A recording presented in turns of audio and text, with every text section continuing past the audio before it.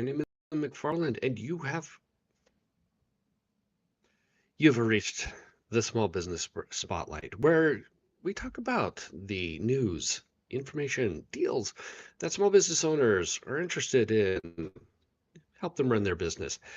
I had a virtual background, and now it's gone. Riverside, please fix this. Right now, I am in between houses. I have sold my house, and we were going to buy another house, and we're just going to move right into that one, and we found a bunch of mold. It was really terrible. It was really awful, and so we had to cancel the deal. We have another house in the process of buying, but right now I'm in my mother-in-law's spare bedroom, so you can see the extra pillows and sheets in her little workspace behind me, and I had a nice little background, and they decided to get rid of it. Anyways, I missed last week. Awful head cold. Ran through the whole house and still kind of, you can maybe even hear it in my voice a little bit still. But I'm sorry I missed. But I got a good show for you this week. A lot of news, a lot of interesting stories. So let's work on sharing my screen so that we can get right into it. All right, get rid of that. So, first up in the news, we have the Small Business Administration has announced a $50 million grant initiative aimed at enhancing training and skill building for small manufacturers across the country. 11 technical schools and community colleges will receive these funds through the new Empower to Grow program known as E2G. Small Business Administrator Kelly Loeffler emphasized that this program's importance program's importance, highlighting how small manufacturers account for 98% of all producers in the U.S. The initiative will provide resources like free courses, hand-on workshop, and personalized support, helping small businesses improve their operations to stay competitive in the marketplace. Each of the grant recipients plan to tailor training to fit their local industry needs. For instance, Fletcher Technical Community College in Louisiana will focus on shipbuilding skills, while the main community college system will offer training in welding to address workforce shortages. Training programs will be diverse, with institutions like Iowa Valley Community College focusing on robotics and automation, and Oregon State University, where I'm from, where I went to school from, offers assistance in practical skills like machining. These programs are designed to help small businesses better prepare for contracts with larger firms and federal agencies. However, small business owners However, small business owners should be aware that participating fully may require flexibility in scheduling and commitment of timing and resources. Despite these challenges, the SBA's E2G program represents a significant step forward towards boosting the American manufacturing sector and ensuring its competitiveness. Any program out there that's aimed at small businesses in America to be able to empower them, to be able to help them grow is a really great thing. I have a friend I went to school with. His family owns it's a combine kind of construction business. I think it's a combine. Basically, they make the machinery that helps cut the hay and makes it really, really dry. And they've been suffering. They've been struggling a little bit. And I would love to be able to see them to be elevated and lifted up, along with much more manufacturing in the United States be elevated higher on the world stage. When we're allowed to have these companies compete globally, compete, in a way in America that people aren't going to go to China to be able to go find the cheaper part, the cheaper equipment. It's going to be better for America because the money stays in America. It helps grow our communities instead of it getting out of America to where it does us no good at that point. So Anything that boosts manufacturing in America, I love. I love to see. Right. Oracle data centers. I, I usually, kind of come up with like a script, but it is really, really good what they have put out here. And if you haven't heard, basically throughout America, data centers are being trashed upon because they're not doing it right. And Oracle put out a statement, and it is short and sweet. I'm just going to read the statement. Um, Oracle supports Governor Abbott's in Texas effort to ensure data centers are built responsibly and deliver real benefits for the places they call home. That's how we're building at Oracle, working transparently and in partnership with the community, protecting ratepayers, conserving water, creating good paying jobs, and investing in local communities. We believe the future of AI should strengthen the communities that make it possible, and we look forward to continuing to work with the state and local leaders as we advance our investments across Texas. See, that's how you do it. Now, I've heard the horror stories. Oh my gosh, a data center is right in the neighborhood and it's butted up and it's taking a bunch of water and it's increasing electrical rates. There are going to be things when it comes to these data centers that you're just not going to be able to get away from. And the electricity is going to be one of them, and the water usage is going to be one of them. But what you can do is you can offset that by being in communities that actually have an abundance of those resources and space so that you can build data centers not right next to a playground or next to a community, a neighborhood. So I live in an area, it's in Eastern Oregon, and we have AWS data centers, and they've been here since, oh man, they've been here for like 15 years or so. I mean, they've been around for a very, very long time. And I mean, I've contemplated working for them, but something else has always come up. But the way that they've gone about building these data centers has been very nice, very responsible. They're not next to neighborhoods. They are within very short driving range, but they're out, and we live in a rural area, 5 minutes in any direction, and you're out in the middle of nowhere. So it's a really nice area. We have a dam. So we have a lot of hydroelectric power, and we have a lot of water that we can actually use for these data centers. We also have a nuclear power plant just 60 miles away. We have a bunch of solar. We have a bunch of wind. We have a lot of power options to be able to power. I have seen my rates go up, but I haven't seen them go up egregiously. I've seen them go up what I would say is normal for inflation. And that's the way that I want to see data centers being built. It's in partnership with communities, and as a result, we've been having them for 15 years. The town that I'm in right now, my mother-in-law's town, is called Umatilla, Oregon, and its budget has tripled the amount of money that it's brought in. Now, the amount of people that are here, still around the same, but the amount of money that these data centers have brought in has been enormous. And that's a great benefit to the community because now there's a lot more money for resources for the community to be able to help it grow. That's what I want to see when it Oracle is put out there is what I'm seeing here.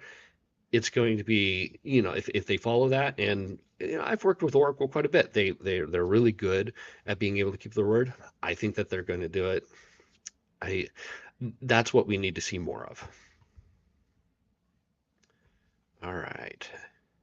The Small Business Administration has launched the Critical Suppliers Prize Competition, offering up to $20 million in support to support small businesses. The competition is aimed to find innovative ways to expand domestic production and reduce reliance on overseas supply chains.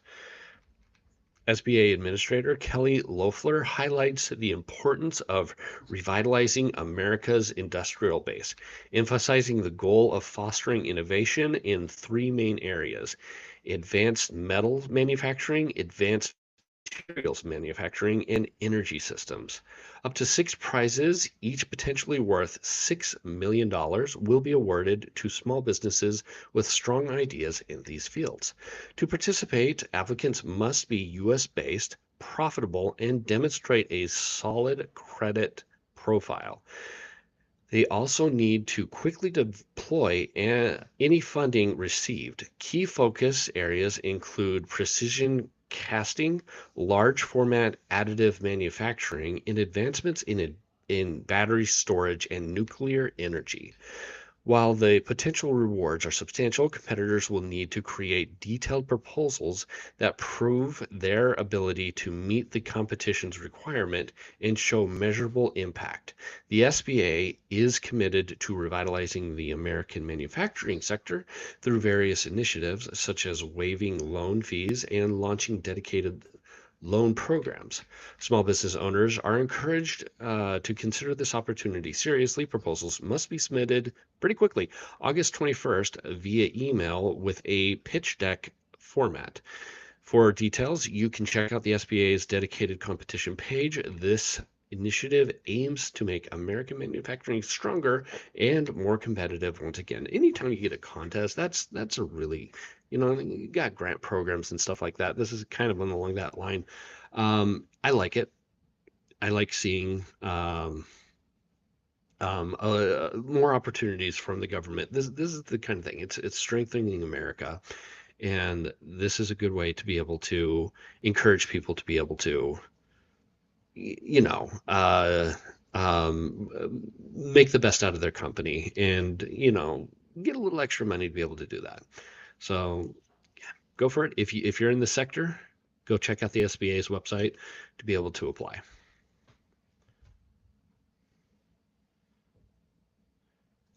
All right. The U.S. Small Business Administration is stepping up to provide innovative funding and support to help boost small businesses.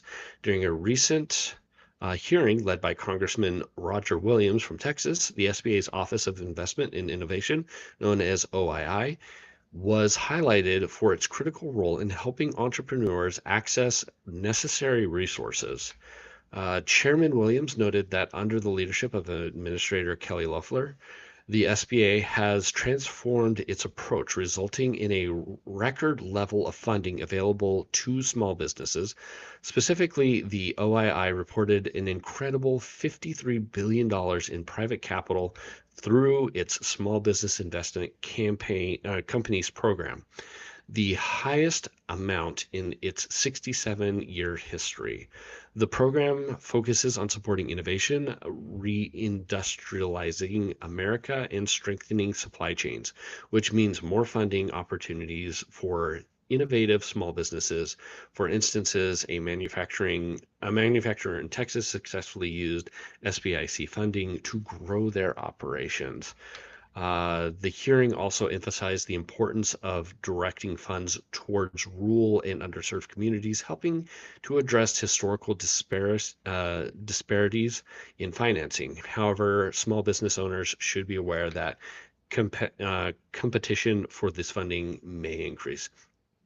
See, this is just, it's not necessarily, and I've been doing a lot of SBA stuff today, but um, I really like highlighting that.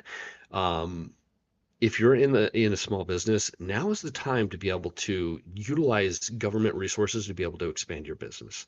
That's the best thing that you can kind of take out of this. So we have an administration, whether you love them or hate them, that is very pro small business, and we have an SBA that wanting to hand money to the right people. They're kind of trying to get away from the fraud, but as long as you're a legitimate business and you're wanting to expand, you're wanting to actually maybe even start your own business, now's the time to do it, because we have a very pro small business um, administration, and they're wanting to see small manufacturing grow. So I encourage that if you're wanting to do that, go out there, find the resources that you need to be able to grow, because time is now. The rates are not the best, but you can always refinance. All right. According to a recent report from BizBuySell, in the second quarter of 2026, there was a noticeable 10% decline in completed deals compared to the previous quarters. However, this doesn't mean that there's a lack of buyers. Instead, potential buyers are being more selective. They are focusing on businesses with solid earning, steady cash flow, and clean financial records. In total, over 2,100 businesses were sold in this period, totaling about $1.8 billion. Despite the drop in transactions, the average sale price remained resilient, indicating that buyers are still willing to pay for businesses that meet their standards. Many are looking for companies that can thrive even in challenging economic conditions, particularly those with high operational costs affecting profitability. Notably, nearly 80% of buyers are looking to utilize financing from the U.S. Small Business Administration, something we just talked about, which adds importance to whether a business can qualify for these loans. On the flip side, the gap between buyers expecting sellers financing and sellers willing to offer it may create hurdles for closing the deals.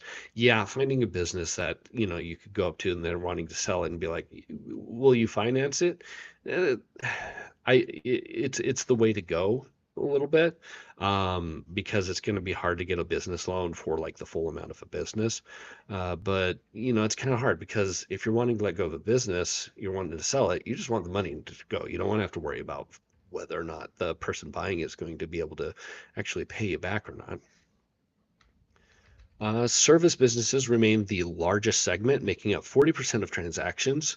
Though the retail and manufacturing sectors faced more significant drops, the current market underscores the need for business owners to prepare adequately for sales, ensuring they have updated financial records and operations that can run independently for them. As for the future, experts are optimistic, predicting an increase in volume as well as corporate professionals seeking ownership over traditional employment. Preparing well can make the difference for sellers looking to capitalize on opportunities in this evolving landscape. So yeah, you get that corporate bigwig who's, maybe got laid off, got the golden parachute kind of situation. I got a lot of money. I want to start. I want to run a business. I don't want to be in the corporate game. Or maybe, yeah, they're just tired of the corporate game and they want to get out. That's a really good opportunity for current business owners who want to sell their business to be able to sell it off to another person. So yeah, make sure that everything is in order and you have a good, strong opportunity to be able to sell your business.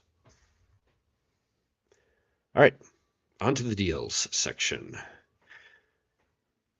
First off, we have a deal going on with Woot.com. They are selling PCs at a pretty good deal.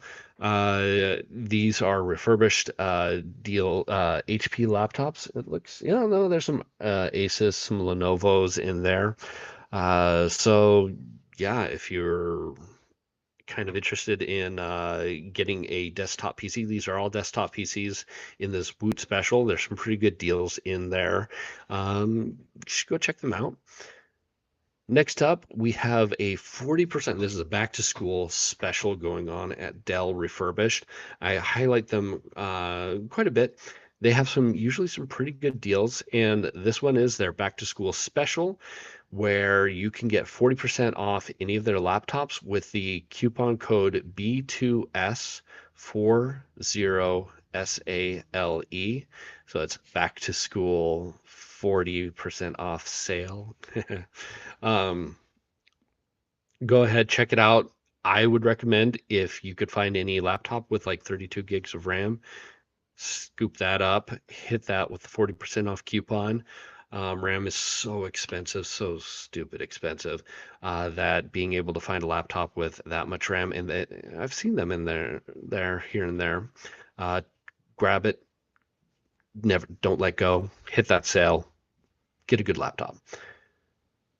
HP, speaking of back to school laptop or sales, HP has their own back to school sale going on where they're selling laptops, desktops, monitors, printers, and if you're not a fan of the buying an ink cartridge, they got themselves a tanked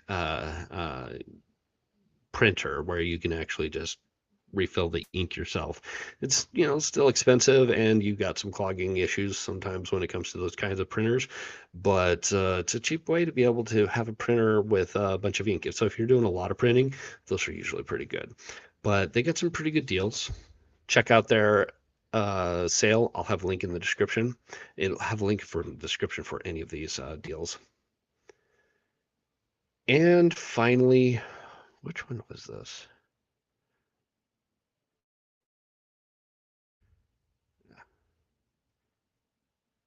Office Depot. Office Depot has a back to school sort of sale going on with their office chairs, desks, and whatnot. And one of the cool things that I saw about this is there's a Shaquille O'Neal line of chairs. I had no idea Shaquille O'Neal had his own line of office chairs, but it kind of makes sense, And Shaq, he's a big dude, and so being able to have, and I'm 6'2". I know the struggles of having a office chair that's too small for you. So being able to have a office chair that will meet your needs, really nice. And so Shaq, he has his own line of office chairs, and you can get them through Office Depot, and they have really good spell sales on them. They're so good that there's a couple of them that are already sold out. So go ahead, check out the specials going on if you need some good office equipment. On to our Reddit stories. All right, first up, a regular of 3 years ran up a $2,600 tab, ghosted me, and left a review saying I nickel and dime people. Small sign and print shop, me and a couple of guys. This customer has been with me since almost the beginning. Nice enough, always chatty, always, I'll get you at the end of the week. I let it slide because he's a regular and I figured loyalty cuts both ways. Over about 5 months, the unpaid balance crept up to $2,600 in net terms. I should never have extended it all the way to that. Then he stopped answering. Text read, not answered, the classic. Totally ghosted. Here is the part that actually got me. While he owes me $2,600, he left a 1-star review saying my prices are a joke and I nickel and dime people.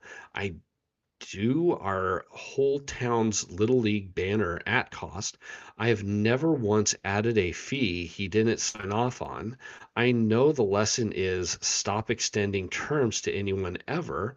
I've heard it, but I want to hear it from people who actually run a shop. Do you kill net terms entirely for walk-in regulars, or is there a version that works? And when a customer who owes you money trashes you publicly, do you respond, ignore it, or is there a move I'm not seeing? I've never been this angry at someone I used to consider a friend. That is tough. It is really tough when you have a really good employee, or not employee, a customer all of a sudden turn on you. First and foremost, with that 1-star review, I would respond to it. And you can usually reply to it and just say, I've worked with this customer. I considered him a friend, and it is really heartbreaking that all of a sudden he has decided not to pay his bill. He owes me $2,600. What you've said here, put into the review. Just say that there's nothing that he never signed off on.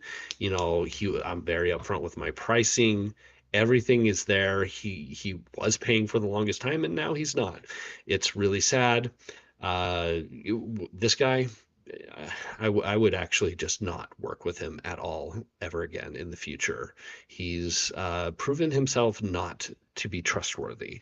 So I would just kind of ditch him and then, yeah, be a little bit more choosy about who you're going to extend credit. Maybe not cut it out fully, but just be choosy about who you're going to extend credit to, and don't let it pile up.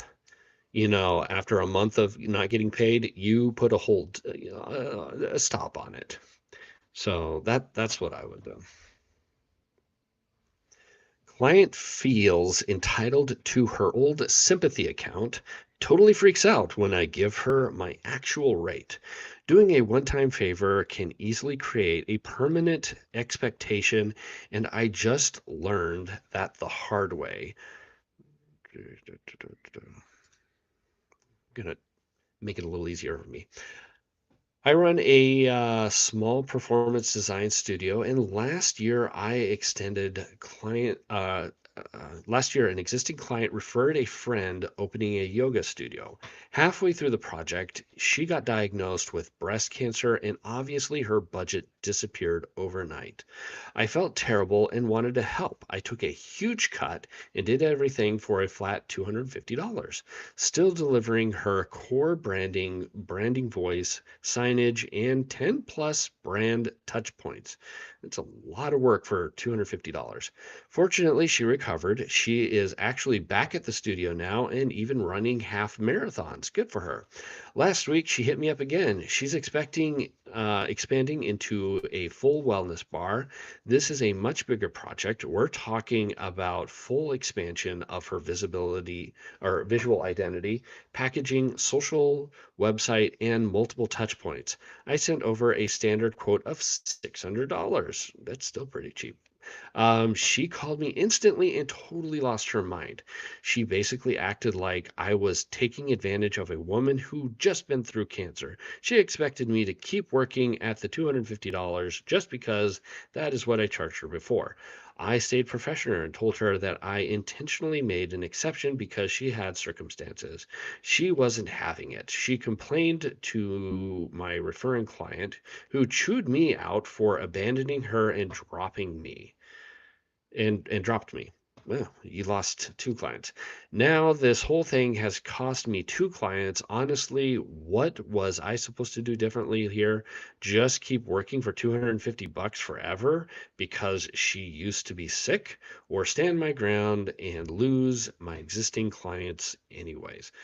Honestly, yeah, you don't want to work for pennies, for little amounts. You want to be able to make sure that you're able to feed yourself. And honestly, $600 is, again, not that bad of a deal. I would have, in the original quote, I would have sat there and said, okay, usually, but I'm going to give you, or $500, whatever it was going to be. It seems like the second campaign was more expensive. That's why it's $600. But you could have said it's normally $500, but I'm giving you a one-time discount, put it on the invoice.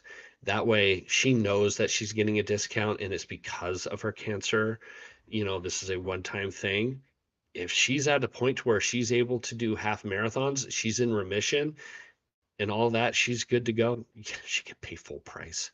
And honestly, if you've lost two clients, those are two clients that you probably don't want to have. If they're going to quibble over that small amount of money, eh, you don't want them. Starting a small business when you already have money feels like playing on easy mode.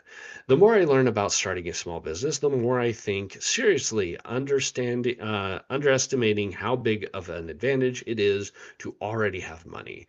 It's not even just having more money to invest in your business. You can afford to make a lot of more mistakes. You could sign a lease and survive a few slow months. You can hire someone instead of doing everything yourself. You could spend $5,000 testing marketing and not panic if it doesn't work. You can buy better equipment, hire an accountant, build a decent website, carry more inventory, etc. Most importantly, you can give the business time. Someone without much money could have a better idea and work harder, but if they need the business to start paying their bills within 6 months, they're under completely different pressures than someone who can burn money for 2 years figuring things out. Obviously, having money doesn't automatically make you a good business owner. You can still blow through all of it, but it seems like the ability to survive being wrong for a while is one of the biggest advantages you can possibly have in a small business and doesn't get talked enough about. Wrong. Am I wrong here? I think within life in general, if you have money, it's like being on easy mode. It's not just being in a small business, but it's I've had friends who came from money, and it's like, their parents give them like a big down payment for their house or pay for their colleges or give them monthly stipends or something like that. It's easy mode for them too. It's it's it's it's any aspect of life. If you have money to just be able to burn and to be able to make mistakes, it's easy life. It's the easy mode. I get it. Yeah. So I would definitely say that within business, that's the same. True. That is true. And that's probably why so many small businesses fail, is because they're oftentimes living paycheck to paycheck. And then once they have that really bad rough patch and they've made a mistake, yeah, they fail because they don't have the backup, the money to back up what's going on. I get it. A client pays on time and never haggles, but they treat my staff like garbage. Keep them or cut them loose. They are one of my best accounts on paper. Invoices clear fast. They book steady work, almost zero price pushback. Problem is, every time they call or show up, my team braces for it. Short with people, talks down to juniors, leaves everyone in a bad mood for the rest of the day. I keep telling myself the revenue is hard to replace. Staff keep giving me the look though. At what point do I fire the client who is great for the bank account and terrible for the room? The first question is, uh, can you run your business without your staff? Because if your staff have to constantly work with this really awful person, they may run, they may leave. Now, I would probably put an a-hole tax on him, you know, look at him and be like, look, you're butthole. You're awful to my team. And so if you want to continue doing business with me, I have no problem with that, but you're going to, have a markup of 30% or something like that. And then you take that 30% and you treat the staff anytime he has to interact with them. And maybe that would be a benefit. Or you sit there and say, okay, staff, you know what? You don't have to grit your teeth and bear it. Be a butthole back to this customer. See how long he lasts. It's open season on the customer. But I would say the biggest possibility is, talk to your staff. If you have the possibility of them leaving because this guy's around, then you may need to actually ditch the client or sit there and say, hey, is there someone else I can talk to? You are not the best to work with. So do you have someone else in your company that can be the liaison? And that way we have someone pleasant to actually talk to, or else I'm going to have to ditch you or charge you a buttload more so that I can give my employees a round of beer at the end of the night after dealing with you and a couple of shots. That's all I got for you. Businesses die every single January, and after 5 years, I still haven't figured out how to plan for it. What do you actually do in your slow months? Custom framing shop, retail storefront, one location. Every year it's the same. November, December, it's a blur. Then January hits and it's like someone turned off the lights. Foot traffic drops by more than half. My December self always thinks this year I'll be ready, and my January self always sitting in an empty shop refreshing the POS. I tried a couple of things, a January sale that mostly just trained people to wait for the sale, cutting my part-timers hours, which helps cash flow, but also makes me feel like a jerk. Building up a buffer in good months, which I do now, but it doesn't fix the boredom or the dread. What I haven't cracked is what do I do with the dead weeks? Not just survive them financially, but use them. For anyone with a seasonal swing, what actually works in the slow stretch? Do you push a different product? Do you maintenance, catch up?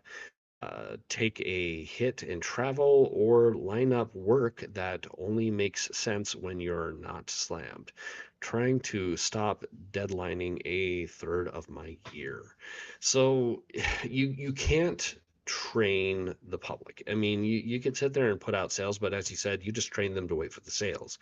So what do? You maybe take a vacation. You maybe make sure that make more frames, just like, okay, this is maybe you're ordering them, I don't know, but use that time to be able to um re-up your inventory. But honestly, it's and probably just take the month off and just say, hey, we're taking a vacation, and have a good New Year's, and then work on that. But